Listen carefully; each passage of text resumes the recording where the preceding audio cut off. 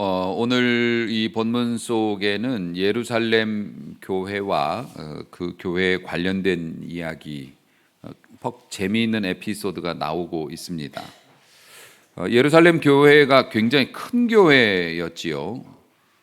지금 어디에 둬도 못지않을 큰 교회였습니다. 몇만 명이 모이는 교회였고, 그런데 그 교회에서 열두 사도, 예수님의 이제 직계 제자죠. 열두 사도의 그 권한은 굉장히 막강했을 것으로 추정이 됩니다. 그래서 많은 사람들이 교회 지도자로서 흠모하고 사모를 했는데, 재미있는 것은 이 복음의 역사를 보면은 순교자, 최초의 순교자는 사도가 아니고 스데반 집사님이셨고요. 그 다음에 이방 세계로 나가서 유대인이 아닌 다른 나라 사람들에게 예수의 복음을 증언한 이도 사도들이 아니었고, 사도들도 나중에 하긴 했지만 첫 스타트를 끄는 것은 빌립 집사님이셨고요. 빌립 집사님이 나중에 이디오피아 내시한테도 복음을 전해서 그렇게 나가고, 당시에 그 스데반 집사님의 순교로 말미암아 더 이상 그 예루살렘 교회에서 신앙생활을 함께 하기가 어려운 흉흉한 상황이 되어서 많은 일반 성도들이 주변국으로 다 피신을 갔지만, 거기에서 복음의 씨앗을 뿌리고 꽃을 피웠던 수많은 선한 사역들을 사도들, 그 막강한 영적인 권세를 가진 사도들이 아니라 평신도들, 이름을 모르는 평신도들이 다 감당을 했다는 겁니다. 오늘도 하나님의 교회에서, 우리 교회를 포함한 많은 교회에서 이름도 없이 또 빛도 없이, 물론 큰 일은 아닐지라도 작은 일들을 믿음으로 감당하고 헌신하는 우리 성도들을 통해서 오늘도 이 세상이 하나님의 나라로 바뀌어가는 복음의 역사의 한 페이지가 또 기록이 되고 있는 것이죠. 오늘 수고하시는 모든 분들, 함께 예배드리며 새로운 세상을 꿈꾸는 모든 분들에게 이러한 하나님께 쓰임받는 귀한 역사가 많이 일어날 수 있길 주의 이름으로 축복합니다. 그래서 세상은 우리를 모르겠지만 하나님의 나라에서는 유명한 사람들이, 우리 성도들이 많이 그런 분들이 되었으면 참 좋겠고요. 이 빌립 집사님이 사마리아 성에 가서 복음을 전했답니다. 아시다시피 사마리아는 역사적으로 같은 이스라엘 12지파에 속해 있지만 하나님을 거부하고 배반하고 이방 나라 사람들하고 혼혈이 되는 바람에 유대인 입장에서는 사람 취급도 안 하던 그 동네. 그래서 차라리 우리를 지배하고 있는 로마 사람한테 복음은 전할지언정 사마리아 사람한테는 안 전하겠다, 뭐 이런 분위기인데, 가장 먼저 사마리아에 가서 복음을 전한 사람이 이제 빌립 집사님인데, 거기에서 열매가 많이 맺힌 겁니다. 사마리아 사람도 못지않게 유대인 미워하거든요. 그런데 빌립이 유대인인 것을 알면서도 와서 복음을 전할 때 사마리아 사람들이 굉장히 반겨 맞이했대요. 그러니까 하나님의 일은 우리의 생각과 우리의 상상을 초월하는 게 가끔 있습니다. 저런 사람이 예수님 믿을까? 근데 기다리고 있었단 말이에요. 그게 내 가족이고 남편이고 자식이라도 그게 다를 수 있습니다. 우리가 판단이 있지 않습니까? 근데 우리의 판단과 정 다르게 나타나는 게 있다고요. 그렇기 때문에 때를 얻든지 못 얻든지, 그쪽의 반응이 어떻든지 우리는 감동을 따라 순종하면서 계속 증거를 해야 한다는 것이죠. 사람들이 사마리아를 가지 않은 이유가 뭐 미워서도 안 갔지만, 분명히 걔네들은 역사적으로 보나 현실적으로 보나 우리가 전해도 안 믿을 거야 이랬거든요. 그런데 빌립 집사님은 갔습니다. 왜 갔을까요?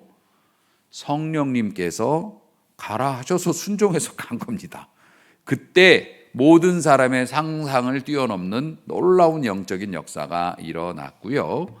그렇게 복음을 전하면서 예수의 이름으로 세례도 주고, 세례를 주니 사람들의 막 그 병이 치료되어지고 사람들이 귀신이 쫓겨나고 이런 막 능력들이 나타납니다.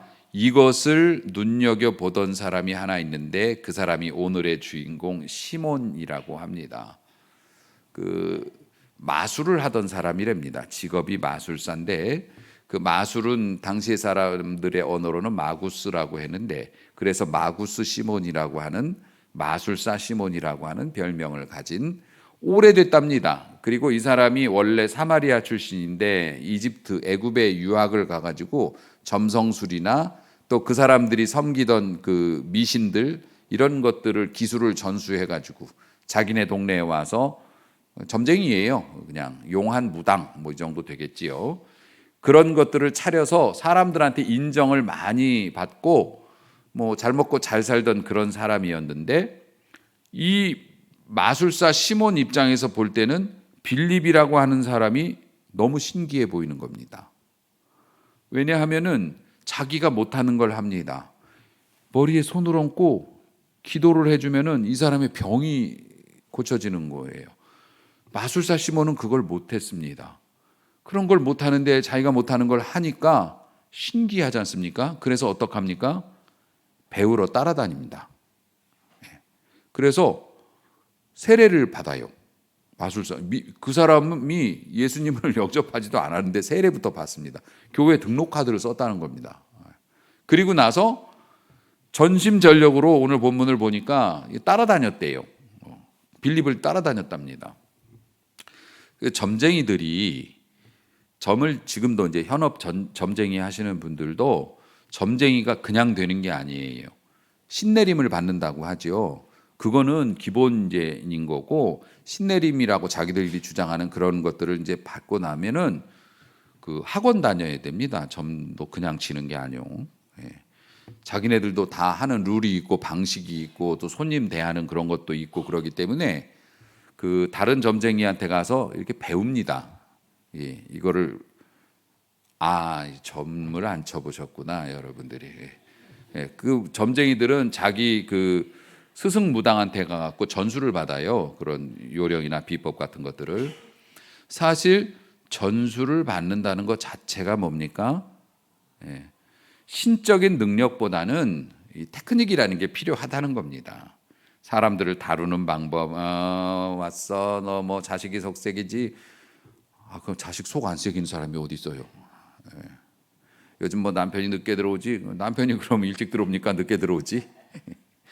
그러면 이렇게 되는 겁니다. 이제 그런 것들도 다 배운단 말입니다.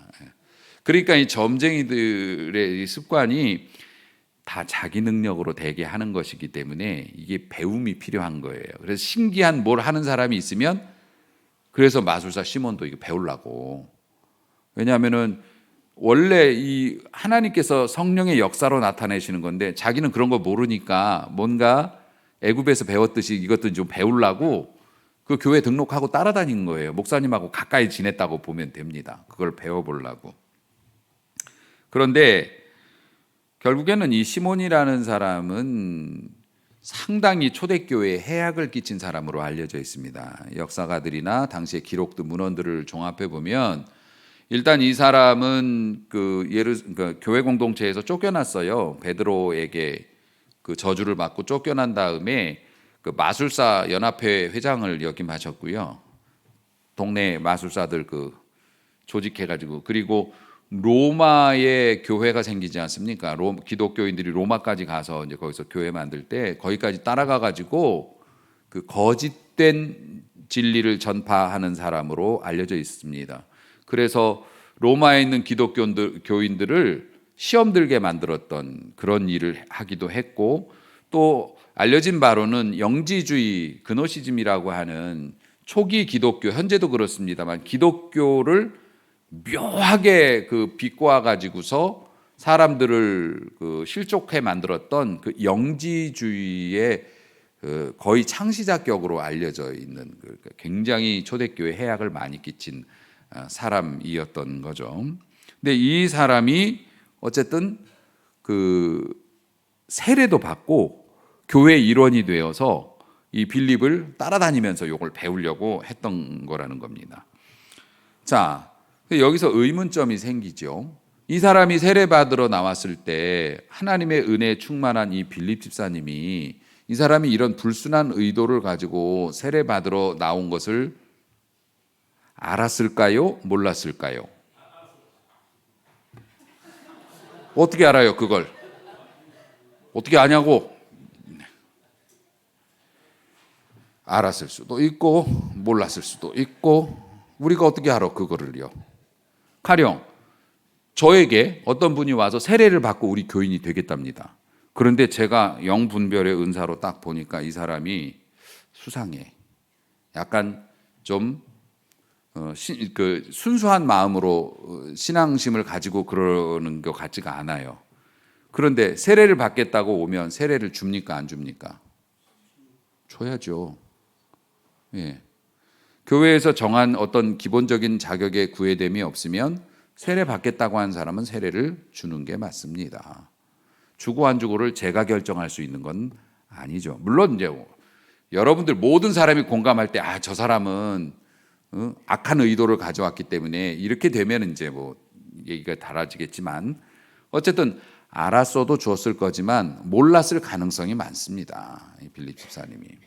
왜냐하면 그 사도권이라는 게 당시에는 존재했습니다. 사도권이라는 게 사도들만 가지고 있는 뭐 권리, 권세, 이런 거, 능력 이런 것들이 당시에는 존재했습니다. 왜냐하면은 당시에 예루살렘 교회를 중심으로 예수를 믿는 이 교회라고 말하죠. 이 교회들이 폭발적인 증가가 일어났고 그런데 신학이 있어요? 신학이 없습니다. 학문적으로 정리가 안 돼 있어요. 교단이 있어요? 검증된 교단도 없습니다. 당시에는 그냥 믿으면 믿는 거고 그리고 어떻게 믿어야 되는지도 몰라요. 그냥 예수님은 하나님의 아들이시고 죽었다 살아나셨고 그분을 믿으면 천국 간다. 딱 그거밖에는 없었던 겁니다.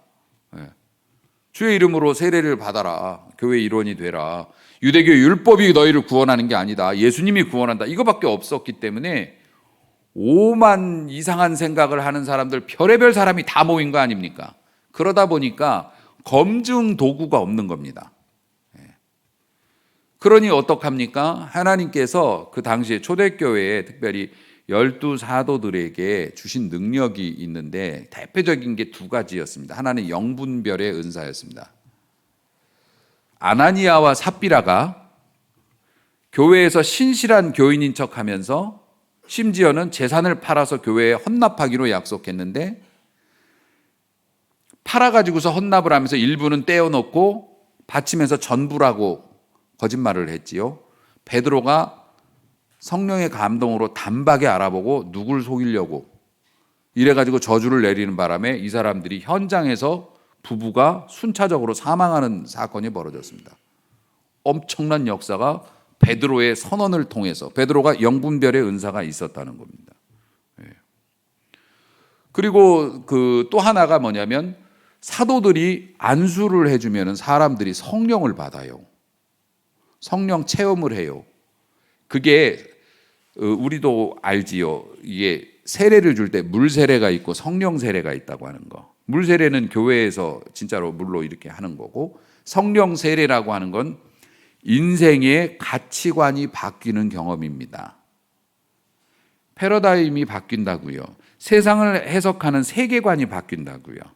그래서 그 전에는 나는 뭐라 해도 돈이 최고야.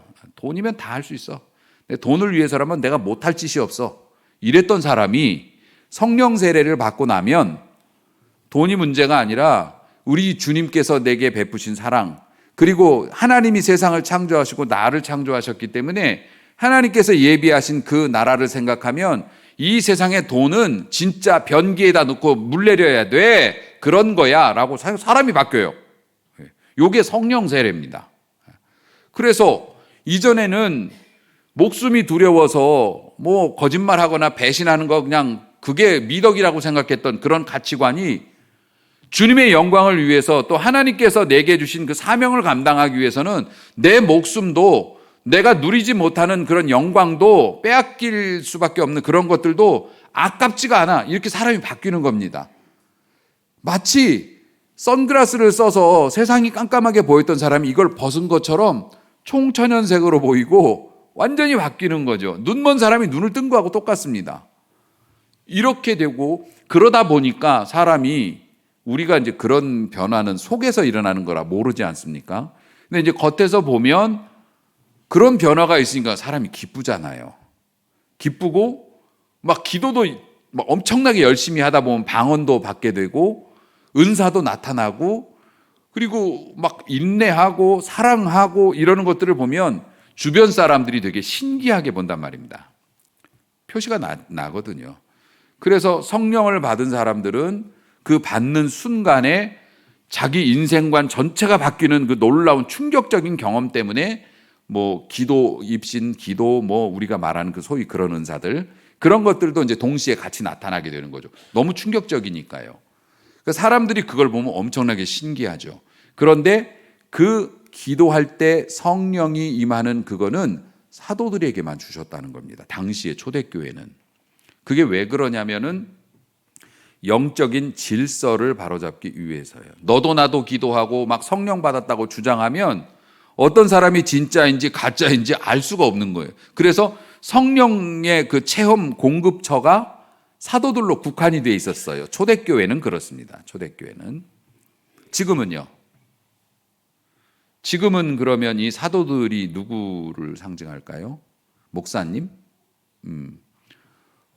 그냥 단순하게 보면 그렇게 보일 수도 있습니다. 하나님의 말씀을 맡은 사람이고, 뭐 교회 대표가 되고, 교회를 지도하는 지도자이기 때문에 사도라고 생각할 수도 있지만, 사실 사도권은 그때에만 존재했지, 지금 목사님이 기도해 주면 성령 받고, 여러분이 같이 기도해 주면 악령 받고 이런 건 아닙니다. 그러니까 목사님이 성령을 뭐 주고 뺏고 뭐 이럴 수 있는 권한은 사실은 없습니다. 그리고 교회 대표로서 여러분들에 대한 뭐 검증 같은 걸 할 수는 있죠. 뭐 제가 교회 섬기는 교회 우리 교인이신데 이런 분은 좀 이런 분입니다라고 말씀을 드릴 수는 있을 수 있지만은 옛날 베드로 사도가 가졌던 그런 막강한 영적인 그 파워나 이런 것들은 지금 현대 목회자들에게 있다라고 주장하면 그건 좀 이상한 교회라고 보시면 됩니다. 왜냐하면 지금은 하나님의 말씀이 완성되어져 있고 성령께서 구하는 모든 자에게 은혜를 주시기 때문에 하나님의 말씀과 기도로 우리가 분별 못할 게 없다는 겁니다. 물론 이런 게 있을 수 있습니다. 우리가 세상에 하도 오염된 세상에 살다 보니 그리고 경건 생활도 사실 목회자들만큼은 못하지 않습니까? 그러다 보니까 우리가 긴가민가 하는 게 많을 수 있죠. 일반 성도님들도. 그래서 이제 목사님께 여쭤보면 목사님이 뭐 이런 거 같습니다 하면은 좀 믿고 그런 거는 있을 수 있지만 어디서 교회를 속이고 하나님을 속이려고 그래. 죽어라. 그러면 죽고 그런 거는 없어요. 목사님이 생사화복을 주장하시는 분은 아니에요. 지금은. 그냥 하나님의 스피커, 하나님의 말씀을 대언하고 또 여러분들을 위해서 함께 기도하는 믿음의 동반자이지만 위치상으로는 교회를 이끄는 지도자이죠. 그래서 영적인 질서가 필요해서 교단이나 이런 데에서 목사님에게 두 가지의 권한을 주죠. 하나는 세례권, 그러니까 안수를 할 수 있는 권한. 장로교는 그렇습니다. 장로교회는 목사님 이외에는 다른 사람의 머리에 손을 얹고 기도하는 것을 허락하지를 않습니다. 전도사님도 못하게 해요. 못하게 하니까 하고 싶잖아. 그러니까 머리 다는 못 올리고 목덜미나 뭐 이런 데 근처까지 뭐 어깨에다 손을 얹고 뭐. 근데 뭐 그렇게 그러면은 뭐 전도사님이나 여러분들이 서로 머리에다 손 얹어주고 뭐 그렇게 기도하면 악령이 임하냐 그런 건 아니죠. 그런 건 아니지만 교회의 영적인 질서가 필요하기 때문에 그렇게 제안했고 또 하나는 성찬 집례권이 있죠. 그래서 세례나 성찬 예식을 집례할 수 있는 권한을 뭐 교회에서 또 교단에서 인정을 해주기도 합니다만은 목사님이 없어도 성찬식 가능하죠. 예. 주의 이름으로 하면 가능합니다. 근데 이제 그런 일은 없지요. 그런 일은 없고 그런 것들을 무시하고 막 자기에게 은혜가 나타났다고 그래서 교회의 질서를 무시하고 그렇게 하다가 이제 나중에 뭐 어두운 길로 가시는 분들도 많고 어쨌든 중요한 것은 예전에 초대교회에 가졌던 이 사도권을 현대의 목회자들이 그대로 이어받은 것은 아니다. 아니다. 이렇게 보시면 됩니다. 그러면 목사님 뭐 우리하고 뭐 쌤쌤이요? 그러면은 그렇기보다는 그냥 하나님의 말씀을 맡은 자로서 사랑해 주시면 좋겠다. 이 정도로 요약을 하려고 합니다. 자, 사마리아에서 이런 일이 벌어진 것을 소문으로 듣습니다. 왜냐하면 붙어 있으니까요. 그리고 그러니까는 예루살렘 교회에서 사도권을 가진 사도들을 파송을 합니다. 파송을 하는데 이제 베드로하고 그 요한 사도 이렇게 옵니다. 베드로 사도가 다른 사도와 함께 이것을 검증하기 위해서 예루살렘 교회에 파송을 받습니다. 그래서 검증 역할을 하는 거예요. 지금 이렇게 요 사마리아 성에서 일어나고 있는 이 부흥이 성령으로부터 온 것인지 아니면 인간의 어떤 무엇인지를 예루살렘 교회에서 검증을 해 보겠다는 겁니다. 그래서 베드로하고 요한이 대표로 파송을 받아서 검증하러 왔습니다. 검증을 하러 와서 봤는데 딱 보니까 성령을 받은 사람은 없어요. 그러니까 교회 등록은 했는데 성령 세례를 받은 사람이 없는 겁니다. 왜냐하면 당시에는 사도들에게 기도했을 때 그런 은혜가 나타나는 것으로 하나님이 아마 그것을 이렇게 리미트를 걸어 놓으신 것 같아요. 그래서 빌립 집사님이 열심히 전도하고 세례까지도 줬는데 진짜 사람들이 막 확 변하는 그런 거는 없었던 겁니다. 그래서 사도들이 그들도 성령을 받아야 신앙생활을 하니까 동의만 가지고 신앙생활은 오래 못해요. 변화되어야 할 수 있는 거죠. 그래서 사람들한테 안수기도를 했더니 사람들이 이제 막 성령 받고 진정한 변화가 일어나는 것을, 그러니까 그거에 충격받은 사람이 시몬이었다고요. 시몬은 병 고치는 것도 신기했는데 자기보다 고수가 나타나서 이걸 좀 따라다니면서 비법을 배우려고 따라다니던 중에 초절정 고수가 나타난 거예요. 그래가지고 그들이 손을 얹고 기도하니까 사람들이 막 뒤집어지고 사람들이 완전히 변하고 병 낫는 건 기본이고, 그러니까 훨씬 더 센 고수들이 나타난 거예요. 그러니까 마술사 시몬이 어떡합니까? 자기가 하던 대로 했죠. 신기하네. 나도 다른 사람한테 그렇게 하면은 그 사람들 되게 그 기술 좀 가르쳐 주셔. 그런데 맨입으로 돼요, 안 돼요? 안 되지. 왜냐하면 마술사 시몬은 자기도 돈 받고 자기 제자들 가르치니까요. 레슨 하는 거잖아요. 레슨을 어떻게 그냥 하냐고. 그 더군다나 저런 신기한, 한 번 배우면 평생 써먹을 수 있는 저런 귀한 레슨은 시간당 솔직히 말해서 돈가스 소스 만드는 비법도 50만 원씩 주고 배워오는데 사람의 인생을 변화시키는, 그러니까 돈을 그들에게 바칩니다. 베드로와 요한에게 돈을 갖다 바치면서 나한테도 기술을 가르쳐 주쇼. 당신들처럼 기도하면 사람들이 성령 받게. 그런데 이게 되게 사악한 거죠. 되게 무례한 것입니다.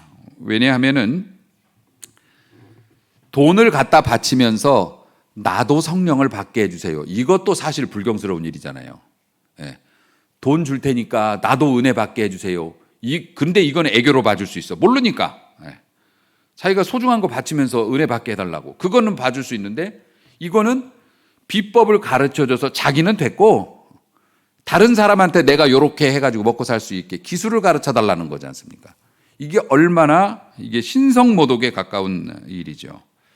그래서 베드로 사도가 성질도 있지 않습니까? 그 마음 씀씀이에 경악을 하면서 이렇게 얘기합니다. 20절이죠. 네가 하나님의 선물을 돈 주고 살 줄로 생각했냐? 여기서 하나님의 은혜의 개념이 나오죠. 하나님께서 성령을 주시는 것은 선물로 주시는 거다. 그런데 그걸 돈 주고 살려고 했느냐? 여러분, 제가 여러분들에게 선물을 하나 보냈어요. 선물을 보냈는데 여러분이 연락을 주셨습니다. 저한테. 목사님 이번에 보내신 그거 얼마짜리예요? 그래서 얼마로 하는 게 적당할까?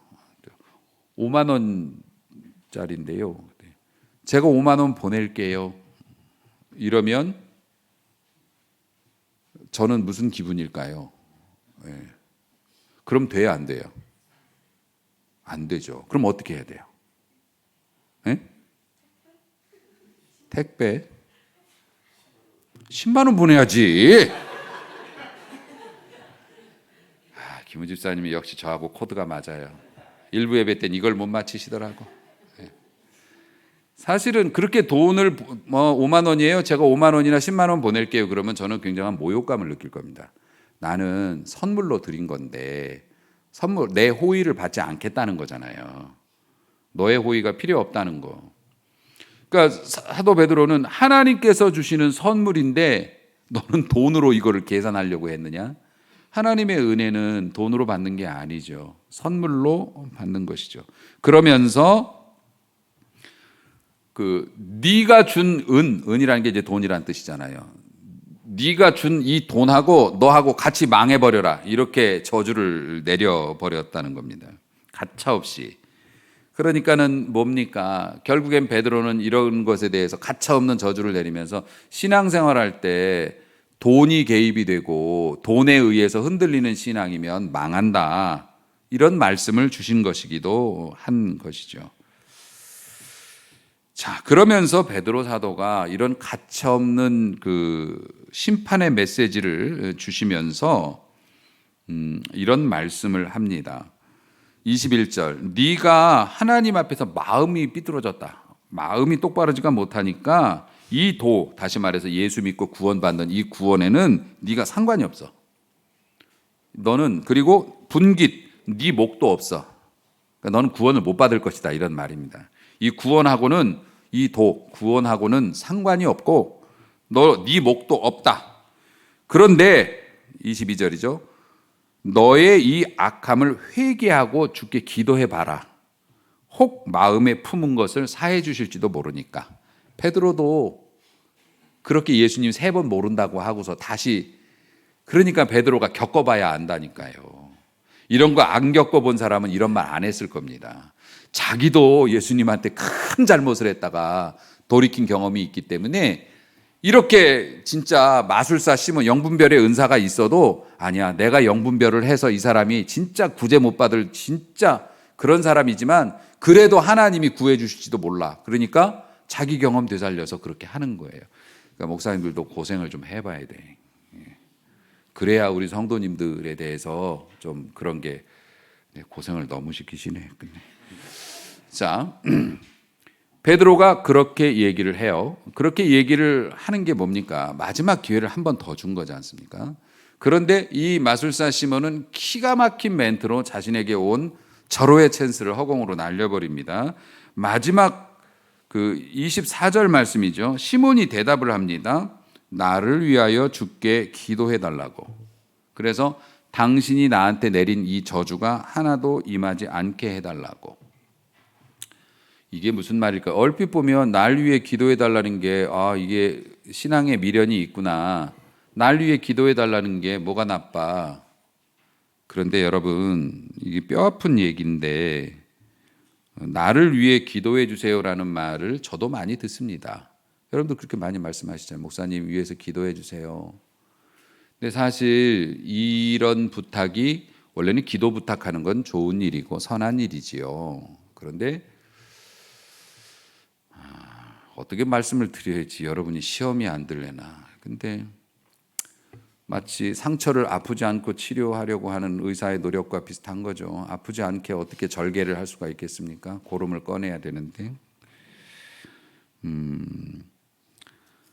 자, 말씀을 먼저 드리겠습니다. 의인은 성경에서 말하는 의인이에요. 의인은 죄가 없는 자라기보다는 자기가 죄가 있음을 알고 회개하는 사람이 의인이에요. 아멘. 예. 악인은 자기의 죄를 인정하지 않으면서 의인에게 기도를 구하는 게 악인이라고 해요. 아시겠죠?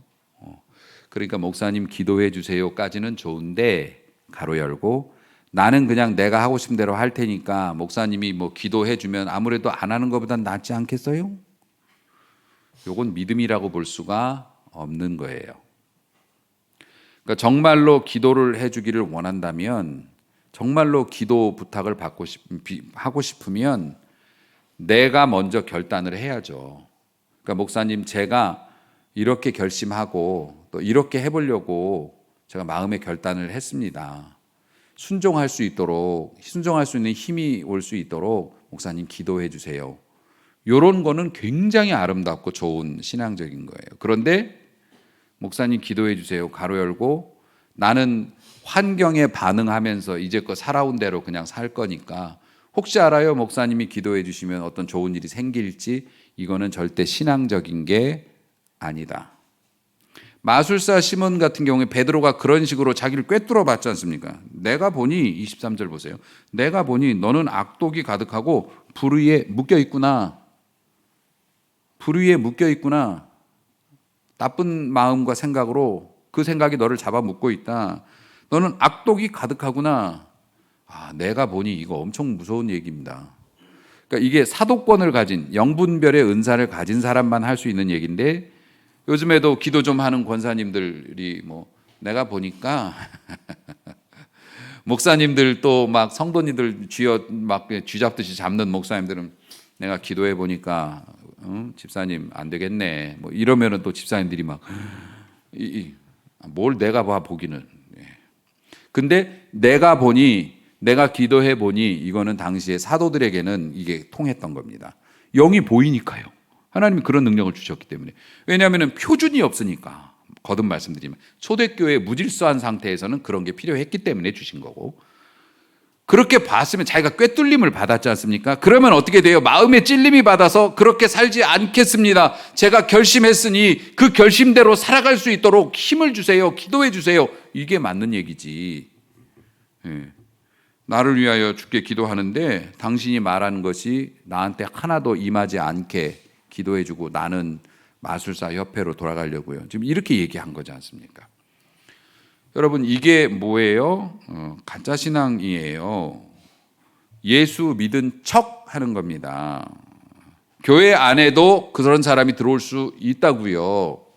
등록카드 쓰고 심지어는 목사님하고 친하게 지내도 그럴 수 있다는 겁니다. 자기의 세계가 있고 나하고 길이 맞으면 존경하는 거고, 예수님이든 하나님이든 목사님이든 나하고 길이 다르면 아닌 거고, 이건 아니에요. 신앙이라고 하는 것은 동의가 아니라고요.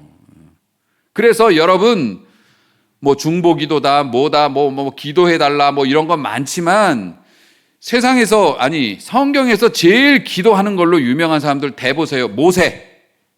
모세가 기도함으로 민족을 구했고 항상 엎드려서 기도했던 사람이고요.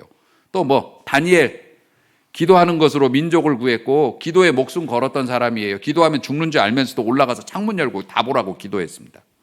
누구 또 있어요? 엘리야 기도를 했더니 3년 반 동안 비가 내리지 않았어요. 기도하니까 바로 비가 내렸어요. 그런 엘리야. 셋이 모여서, 또 그만큼 훌륭하신 김영성 목사님까지 4명이 모여가지고 여러분을 위해서 집중 기도해도 아무리 폭포수 같은 그게 쏟아져도 여러분 항아리 뚜껑 닫아 놓으면 소용이 없어요. 기독교 신앙은 그런 겁니다. 기독교 신앙은 미신 잡신이 아닙니다. 귀신들은 자기 뜻 안 되면 그냥 못 살게 굴어가지고서 뚜껑을 깨부시고 그럽니다. 자기가 그 사람 몸에 들어가려고 하는데 거절하면 어떡합니까? 병 주고 환난 주고 이래가지고서 될 때까지 괴롭히지요. 우리 성령은 그렇게 안 하신다고요. 볼지어다 내가 문 밖에 서서 어떻게 해요? 때려 부셔요? 두드린다고요. 나 왔다고. 네가 문을 열면 강제로 뜯고 들어가시는 분이 아니에요. 그거는 짐승한테나 하는 거예요. 하나님의 영으로 창조된 우리 인간들에게는 그런 권리가 있습니다. 자유의지가 있어요. 네가 문을 열면 내가 너에게로 들어가. 너는 나로 더불어 먹고 나는 너로 더불어 먹으리라. 우리가 함께 살 수 있다. 하나님은 그런 식으로 역사하십니다.